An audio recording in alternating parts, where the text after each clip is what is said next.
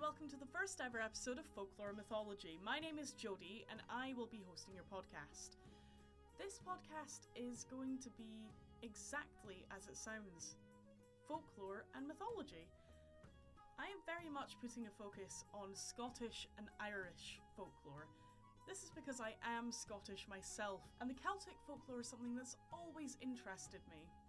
On today's episode, the very first one, I thought I would share one that is very close to my heart: the Maiden Stone.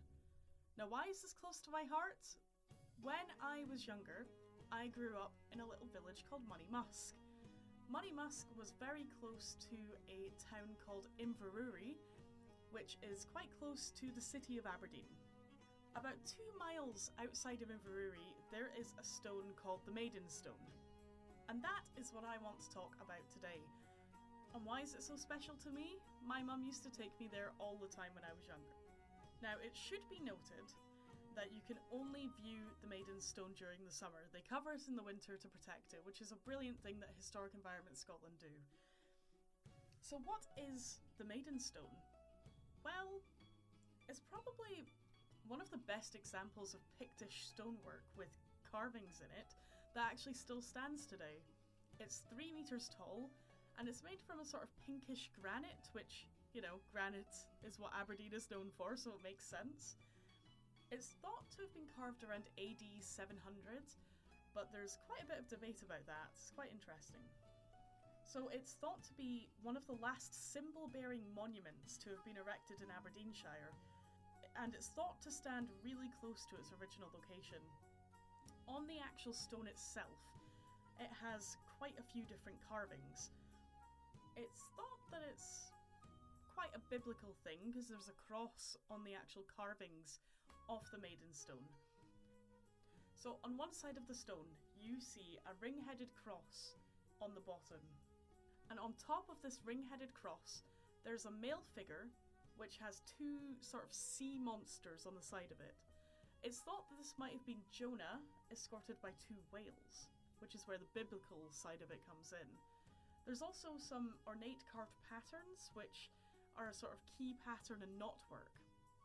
On the other side, it's divided into 4 panels, which has carvings of a centaur and other animals.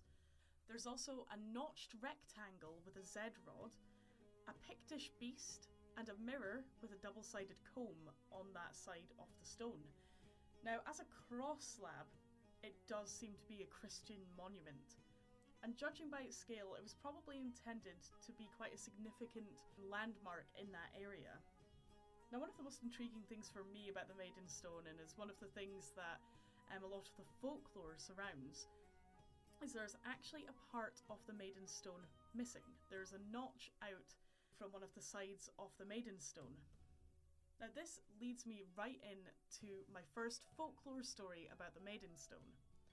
So, there's a couple different stories that surround the Maiden Stone, but one of the most popular ones, and the one that I was definitely taught when I was a kid, is the one where the Maiden Stone is the embodiment of the daughter of the Laird of Balquhain, who was turned to stone by God on her wedding morning to save her from the devil.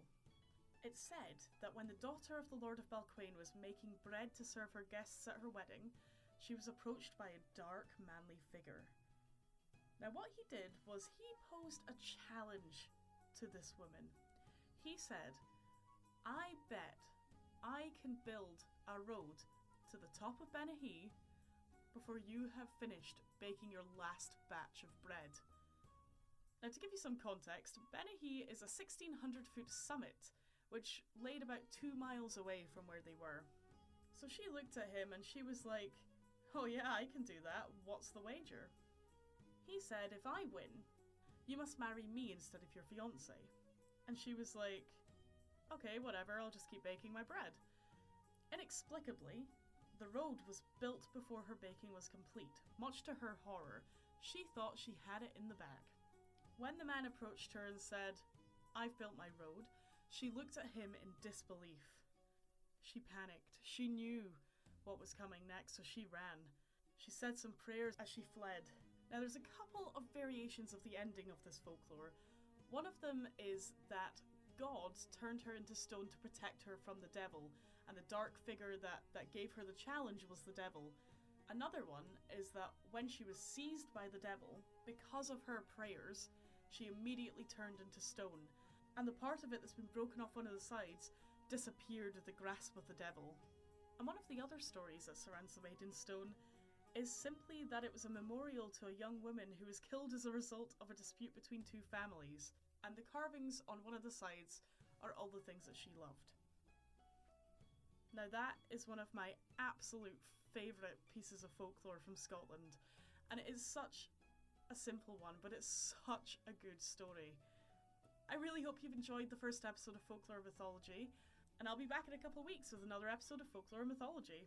This one has been a short one, just because the Maiden Stone doesn't have that much around it, but there are other folklore and cryptids and general mythology that I'm going to be going into that are going to account to longer episodes. But I thought I'd keep my first one short and sweet. Thank you so much for listening.